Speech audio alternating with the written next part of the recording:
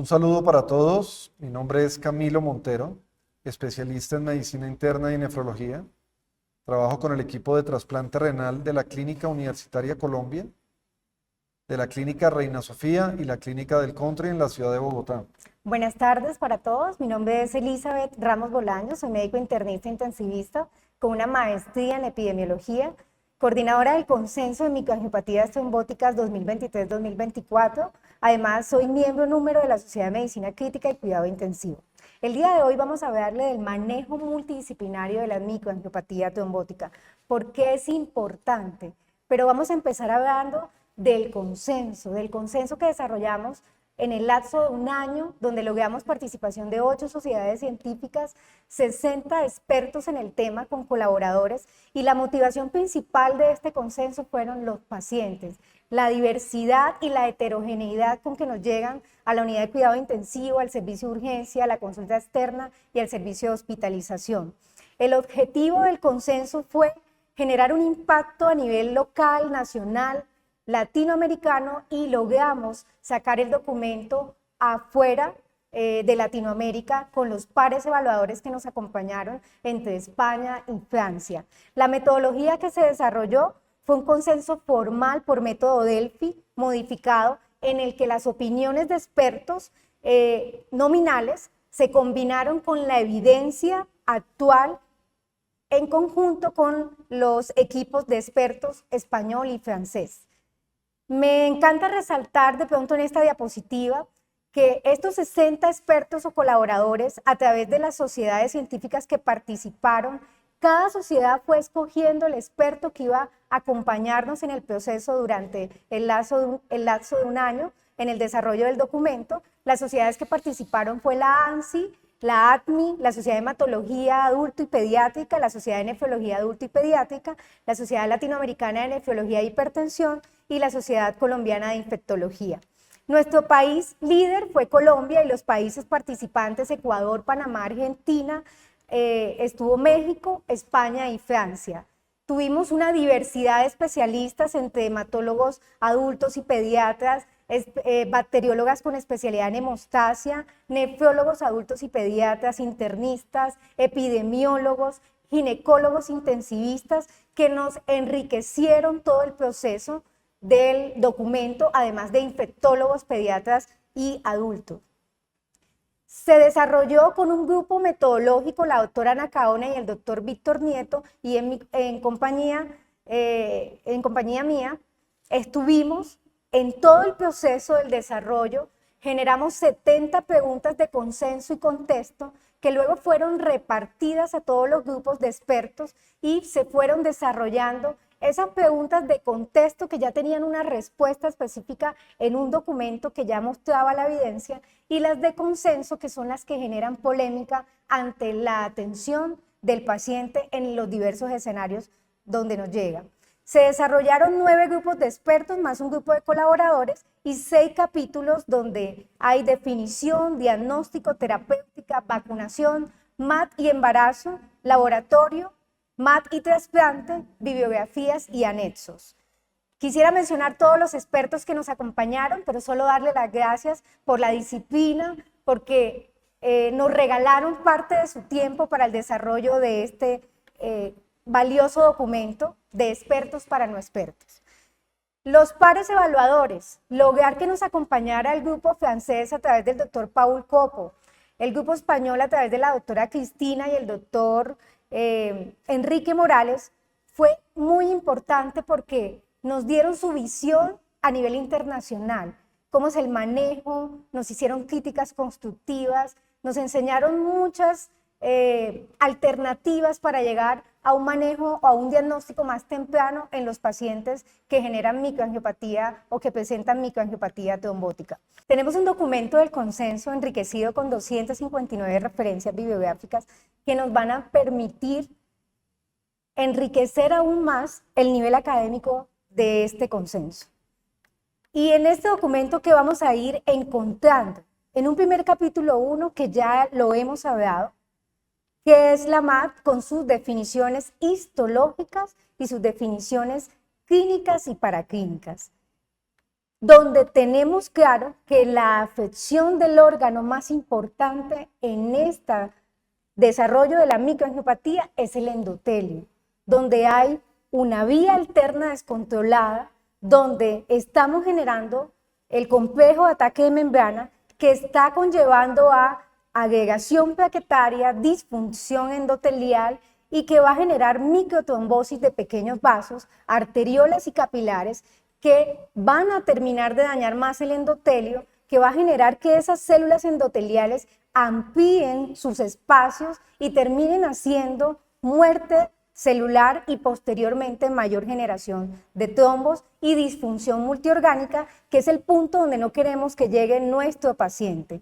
En este primer capítulo de microangiopatía trombótica del consenso, donde encontramos definición, encontramos MAT primaria y MAT secundaria, finalizamos con un algoritmo que nos ayuda a simplificar el capítulo, donde los laboratorios básicos que vamos a solicitar, un hemograma buscando anemia, hemoglobina menor de 10, extendido de sangre periférica, buscando esquistocitos, donde sabemos que muchas veces inicialmente no logramos encontrar los esquistocitos, que es lo que nos sucede en la estancia de cuidado intensivo.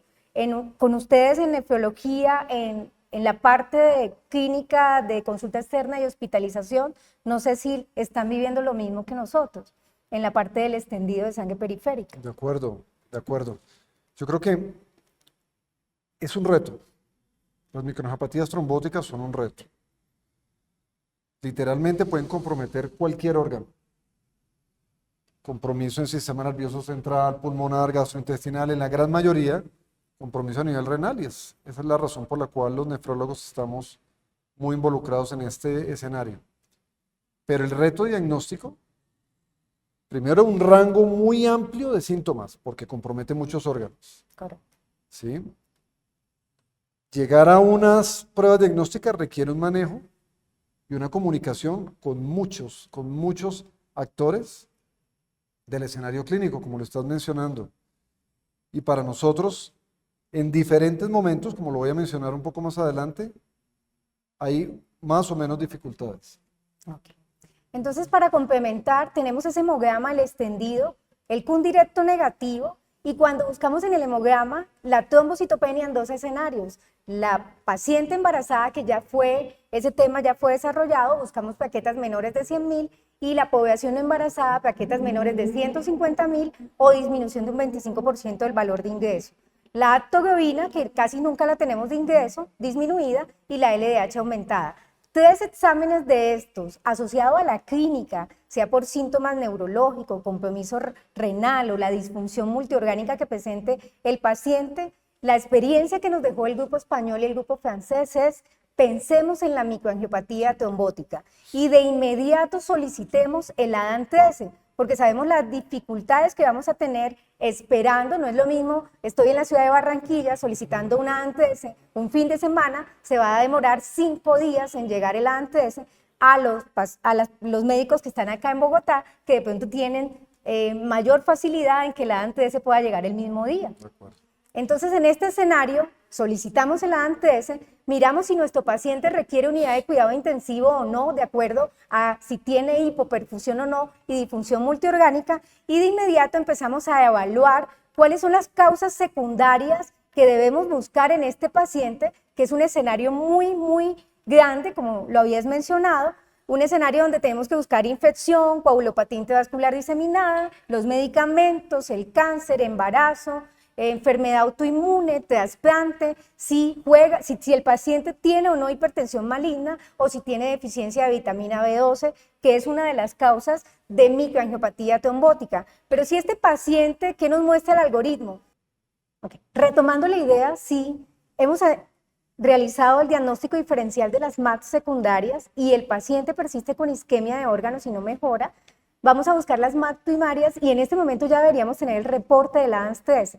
Si este es menor del 10%, confirmaríamos una PTT y vamos a solicitar como buena práctica médica los anticuerpos anti-ADANS-13 y vamos a iniciar el tratamiento, que hay un capítulo, el capítulo 2, donde se desarrolla todo el tratamiento para la PTT de capeacizumab, cuántos recambios terapéuticos plasmáticos, corticoide, cuándo el rituximab. Si este no es el escenario, si la ANSTES es mayor del 10% y nuestro paciente persiste con MAT, isquemia de órganos, ya descartamos la PTT, vamos a hacer la junta médica como buena práctica y vamos a definir el inicio del eculizumab o ravulizumab en este paciente. Y es el algoritmo final que le dejamos al capítulo 1.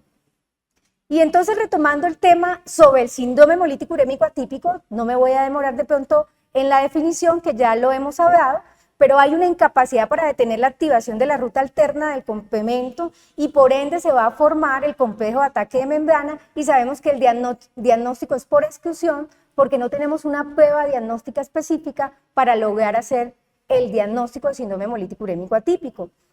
Que muchas veces en los diversos escenarios, como vamos a ver ahorita, cuidado intensivo, consulta externa, hospitalización, pues la literatura nos dice que el 49% puede ingresar con síntomas neurológicos, 42% con síntomas cardiovasculares, 51% con síntomas gastrointestinales y 50% con compromiso renal.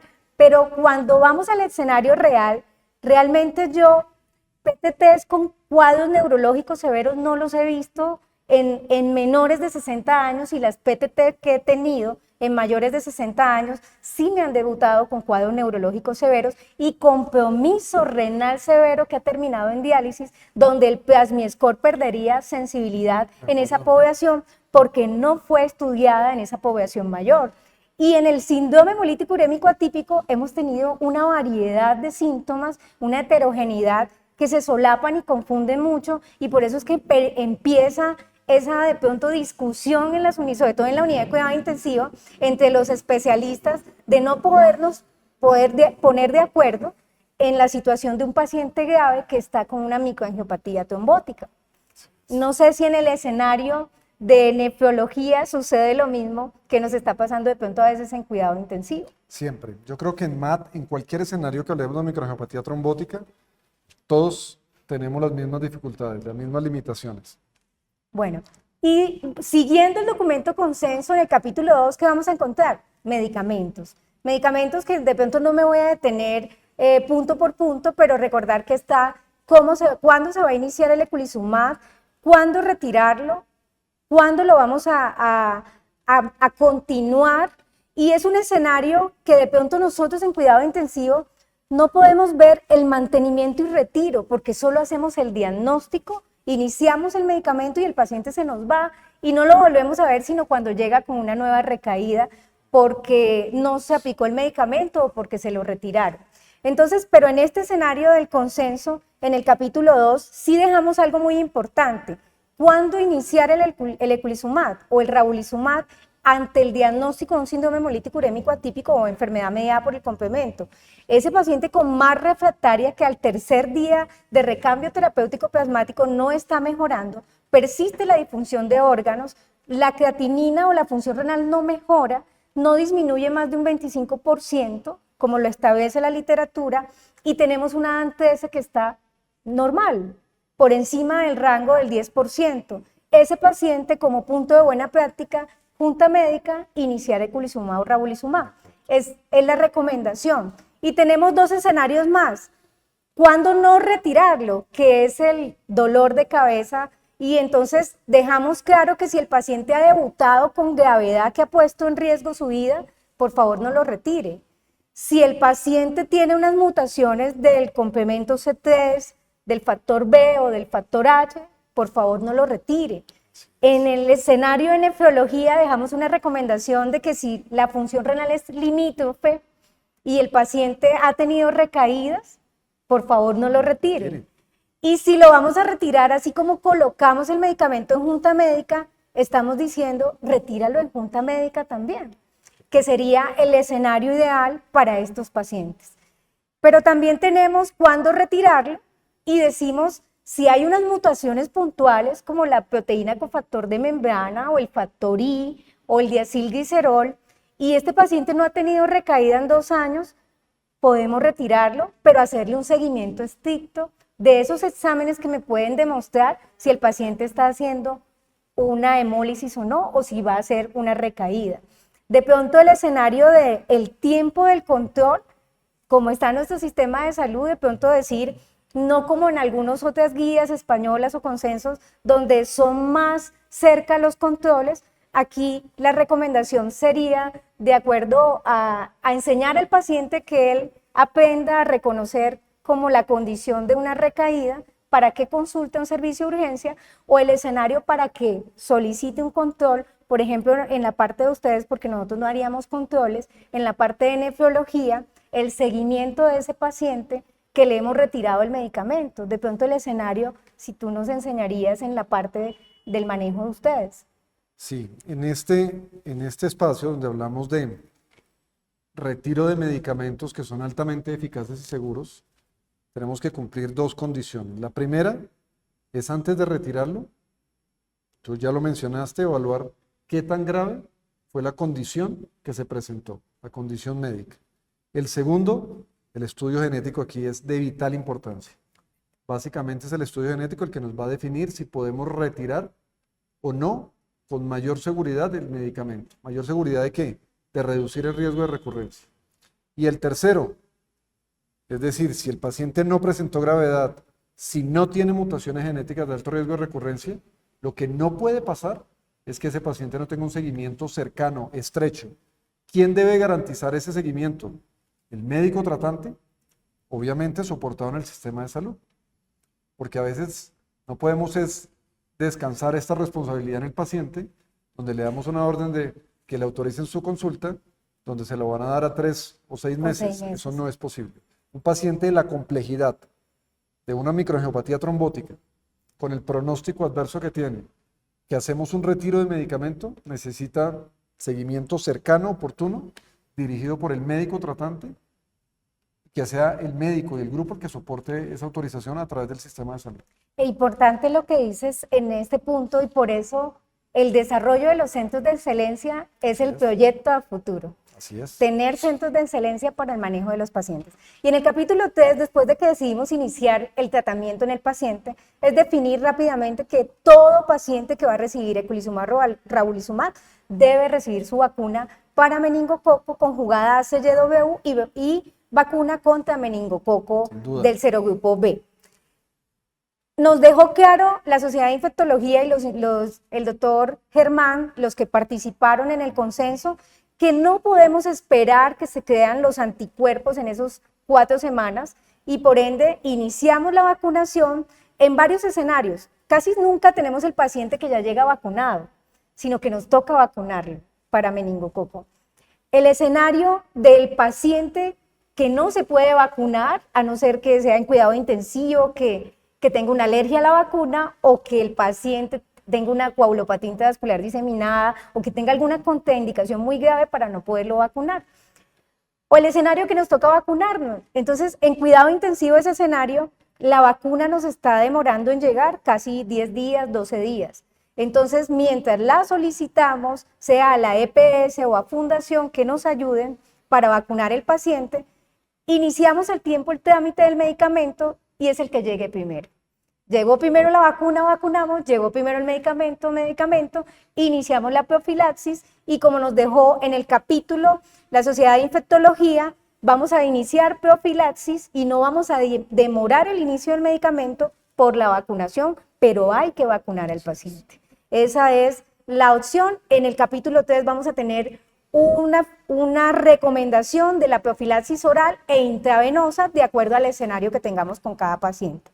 Y esto de pronto es para recordar si estoy frente al escenario de la PTT, la transfusión de plaquetas. Recordar que las plaquetas son muy importantes para la hemostasia en los traumatismos endoteliales, pero también son mediadores de inflamación y trombogénesis. Y se ha establecido la hipótesis que en los pacientes con PTT, transfundir plaquetas genera eventos trombóticos fatales. Entonces, ¿qué queda en la recomendación del consenso que fue avalado por los hematólogos? Que vamos a transfundir plaquetas en PTT en ciertas condiciones. Si el paciente requiere de urgencia una cirugía, si el paciente tiene un sangrado mayor, si el paciente tiene que ir a inserción de catéter de alto flujo para inicio del recambio terapéutico plasmático, debemos colocar la plaqueta Se coloca el catéter, pero de inmediatamente iniciar el recambio terapéutico plasmático. Y recordar rápidamente algo que ya hemos hablado, que la ANS3, esta metaloproteinasa, que tiene una vida media de 2 a 3 días, que 90% es producida por el hígado, 10% por riñón y placenta, ella, en condiciones de preservar la muestra, debemos congelarla a temperaturas de menos de 70 grados y que la muestra debe tomarse en tubo tapa azul y no debe utilizarse en tubos tapa lila para evitar que el ECTA termine alterando el resultado. Entonces vamos a hablar ahorita del escenario en cuidado intensivo y nefrología. Ahora vamos a pasar de la evidencia a la experiencia. Entonces, de nuevo, microangiopatía trombótica, órganos comprometidos, cualquiera, a la piel, ¿cierto? ¿Eso qué significa? Significa síntomas inespecíficos, todos los que nos podamos encontrar. MAT está asociado a desenlaces adversos, eso lo tenemos claro. Entonces, cuando MAT se asocia a desenlace adverso, tenemos otra condición. Múltiples órganos, múltiples síntomas, necesitamos diagnóstico rápido. Diagnóstico muy rápido, ¿cierto? Cuando hay tantos órganos comprometidos, vamos a tener un número o una cascada de laboratorios. Interpretación de esos laboratorios, interpretación de nuevo rápida y muy precisa. Y es allí donde yo creo que el espacio de conjunto, el espacio de grupo multidisciplinario cobra gran importancia. Clave, lo más importante para mí, la puerta de entrada, y es el médico de los servicios de urgencias, ¿cierto? Correcto. Una sospecha rápida y oportuna quizás es la que más oportunidades le va a ofrecer a nuestro paciente. Ese médico que tiene una sospecha tiene que tener un soporte, siempre voy a emplear esta palabra, rápido, oportuno, por diferentes especialidades. Si hay sistema nervioso central comprometido, pulmonar, gastrointestinal, renal, que tenga un apoyo rápido a estas especialidades. Pero no solo allí, sino como está mencionado en el consenso, del laboratorio clínico, con comunicación directa. Tengo un paciente con síntomas inespecíficos, una trombocitopenia que no tengo claro por los antecedentes clínicos, laboratorio clínico, ayúdeme con el extendido de sangre periférica. ¿Qué tengo que descartar? Tiene que descartar o ayúdeme a descartar que hay una microangiopatía trombótica mientras yo recibo el apoyo de todas las especialidades, ¿cierto? Entonces, ¿cuándo obtenemos resultados? ¿Tú conoces alguna evidencia, Deli, de que cuando trabajamos en equipo, en entidades con un pronóstico tan adverso como las microangiopatías, los desenlaces mejoran? ¿O es mejor hacerlo que cada uno, el que piense que sabe más, trabaje solo y lleve idealmente a buen término al paciente? ¿Hay alguna evidencia en tu experiencia y algo que hayas conocido? Bueno, primero en la experiencia, trabajar solo es terrible en todos los aspectos en cuidado intensivo, porque el trabajo en equipo es lo que hace que el paciente logre salir adelante. Nosotros no nos la sabemos todas y la opinión de varios expertos en relación a un tema nos va a enriquecer, a ayudar a que ese paciente salga más rápido y salga adelante. De pronto, contestando las preguntas, ¿qué nos sucede a nosotros en la unidad de cuidado intensivo? La alerta de nosotros es la trombocitopenia, pero es un dolor de cabeza terrible porque tenemos muchos escenarios que generan trombocitopenia en cuidado intensivo. Entonces tenemos que decir si este paciente cursa con pseudotrombocitopenia, que sea de pronto por ECTA, que el paciente tenga hemodilución porque me pase de líquidos o lo han transfundido mucho, que el paciente tenga un excesivo uso de las plaquetas, sea en sepsis, sea en shock séptico, en coagulopatía intravascular diseminada aguda o crónica, y aquí es donde entra el escenario de GEL, MAT por PTT y MAT-CHUA, donde hay una excesiva utilización de las plaquetas, o el escenario donde hay una destrucción excesiva que también juega un papel importante la infección severa, pero también las drogas y también la MAT o la PTT por anticuerpos. Entonces, por inmune. Entonces, en estos escenarios nosotros nos tenemos que mover rápidamente y por eso la evidencia muchas veces la asociamos a la experiencia de mirar no solamente cuál es el mecanismo que me lleva a la causa, sino la severidad de la trombocitopenia y además el tiempo de instauración. Porque de pronto he tenido pacientes con PTT que venían caminando con síntomas desde hace una semana y me llegaron con 7.000 plaquetas pensando que era un dengue. Y ese escenario de PTT hacen una trombocitopenia profunda, casi siempre están por debajo de 30.000, y es un escenario que al hacer el plasma score o FEN score nos va a ayudar mucho a definir rápidamente el inicio de un recambio plasmático y solicitar una ANTS.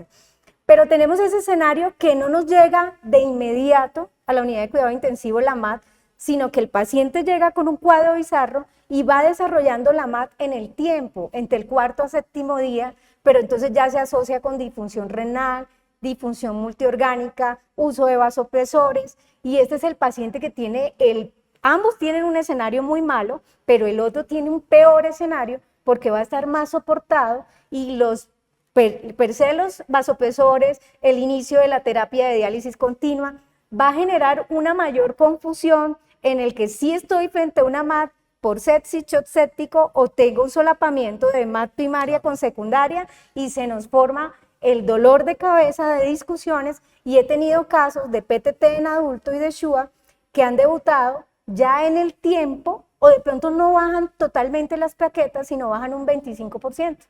Y ese es más difícil todavía porque debutó con un cuadro neurológico, hace un sangrado cerebral, hace compromiso renal, hace una hipertensión maligna. Genera más dudas. Y genera más duda porque no tenemos un examen que nos permita hacer una prueba reina donde yo diga, no, si esto es SHUA porque este es el examen que me da para SHUA, sino que tengo que ir descartando, pero si me demoro en el descarte, ¿qué va a suceder? El paciente se me va a morir. Entonces, en esta condición, después de establecer cuáles son las causas de esa trombocitopenia, identificar la MAT, definir ya que es una MAT primaria y hacer la junta médica y el inicio, yo creo que todo esto fue la motivación de este consenso. El paciente, el cuadro bizarro, la heterogeneidad, las demoras en el reconocimiento, no tener una prueba diagnóstica específica, el desconocimiento por los médicos de urgencia, donde queremos trabajarle con el documento para que ellos, con una lista de chequeo, con el algoritmo, identifiquen la MAT en sus primeras 8 horas para iniciar un recambio terapéutico plasmático en las primeras 24 horas, y si es PTT, evitar mortalidad, que tiene 90% de mortalidad el primer día. Entonces, como conclusión sería que el documento consenso, que lo trabajamos con un equipo multidisciplinario y logramos ponernos de acuerdo. Así es. 8 sociedades científicas, logramos poder lograr una interacción académica excelente y compartir el documento a Latinoamérica y a muchos otros países. Y va a ser una guía de tratamiento que nos permite mejorar resultados clínicos, que puede facilitar investigación y educación y formación continua. Entonces, relacionado a la pregunta que me hacías, si conocíamos estudios, hay un pequeño estudio observacional prospectivo español, donde primero nos dice el manejo multidisciplinario de la MAT mejora el pronóstico de la enfermedad. Bien. Trabajar el internista, nefrólogo, bacteriólogo, farmacéutico, hematólogo, infectólogo, ¿quién va a ser el responsable de la aféresis? Porque la mayoría de las veces son ustedes, los nefrólogos. O está el hematólogo, o a mí me ha tocado como intensivista también formular un recambio terapéutico plasmático. Y me tocó aprender, porque muchas veces no tengo a las 2 de la mañana el hematólogo, o de pronto no cuento con ustedes a las 2 de la mañana. Entonces, y mi paciente debe salir adelante mientras amanece. ¿Listo? Entonces, en ese orden de idea, el manejo multidisciplinario nos va a mejorar la condición, el pronóstico de la enfermedad, y como lo dice el estudio, la implementación del equipo multidisciplinario logró que cuando no se trabajaba en equipo, en este estudio, se reconocían 18 pacientes en 8 años, pero cuando se empezó a trabajar en equipo, se reconocieron 10 pacientes en 8 meses. O sea que eso es importante porque muchas veces nos sucede que el paciente falleció y ¿de qué murió? No tenemos claro de qué murió el paciente.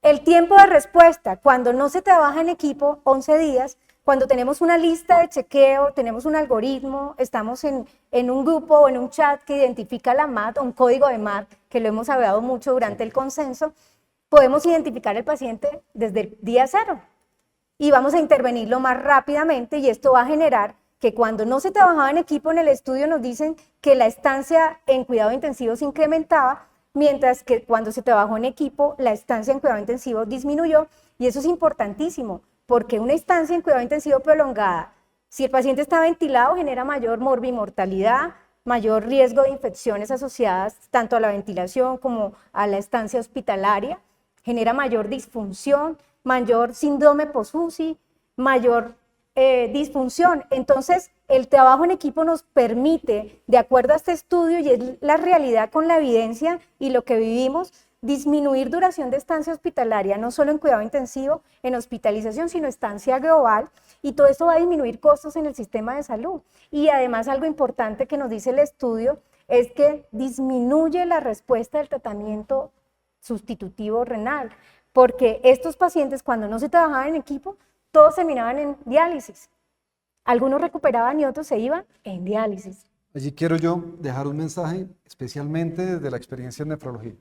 3 momentos claves para el nefrólogo. El primero, cuando recibimos la interconsulta de un paciente con sospecha de MAT. Ese es el momento para mí más importante de todos, en donde como nefrólogos podemos dar un impacto positivo en esta población. No debemos limitarnos a soportar la disfunción renal aguda. Lo que tenemos que llegar es a diagnosticar, llegar al fondo, a la etiología, porque contamos con herramientas, con medicamentos que son altamente eficaces. Si estamos en presencia de una MAT dependiente del complemento, tenemos terapia anticomplemento aprobada en nuestro sistema de salud. Y la acción del medicamento es total 1 hora después de administrado. Entonces, nuestro primer objetivo debe ser limitar daño. El primer objetivo no es evaluar cómo funciona el riñón, evaluar si hacemos una u otra cosa, lo vamos a dejar una terapia de reemplazo renal. No, el primer objetivo es limitar daño. El segundo objetivo es soportar. Y ojalá que ese paciente, si entró a terapia de reemplazo renal, no se mantenga allí, que podamos sacarlo de allí, y si somos capaces, ojalá que nunca entre. Ese es el primer momento, el más importante. El segundo, paciente con microangiopatía trombótica con pérdida de la función renal en terapia de reemplazo renal crónica. Escasa evidencia de que podamos hacer algo allí, diferente a que tenemos que estar pendientes de que no haya eventos o microangiopatías trombóticas activas que puedan comprometer sistema nervioso central, sistema cardiovascular, sistema pulmonar. Esos pacientes requieren seguimiento en la unidad renal por parte de sus nefrólogos para estar siempre pendiente de que se puede presentar y tratarle de forma apropiada.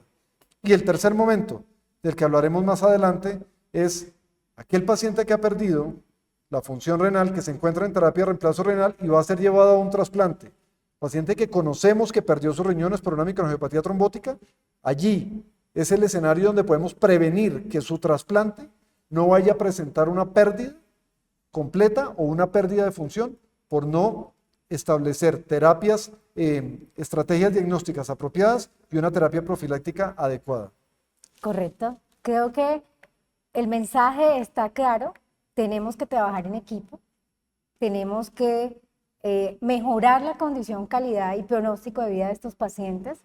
No olvidar que tenemos que llenar una ficha para poder identificar a nivel de salud pública que estamos diagnosticando una enfermedad huérfana para que les sean entregados sus medicamentos, y creo que el mensaje está claro, que el trabajo en equipo es lo que tenemos que seguir haciendo, lograr luego unos escenarios de centros de excelencia y además nuestro registro nacional que ya empezó, pero luego les daré las demás perlas que se va a empezar a liderar, y es una propaganda de nuestro registro nacional que lo va a liderar a través de la Sociedad de Nefrología y la Clínica de la Costa en Barranquilla. Vale. Y están todos invitados a este proyecto también. Bueno, pues gracias y felicitaciones por la iniciativa de este consenso, por todo lo que nos puede aportar, y tenemos un compromiso, y es estar con el tiempo actualizando y midiendo los resultados que obtenemos. Correcto. Muchísimas gracias. Gracias.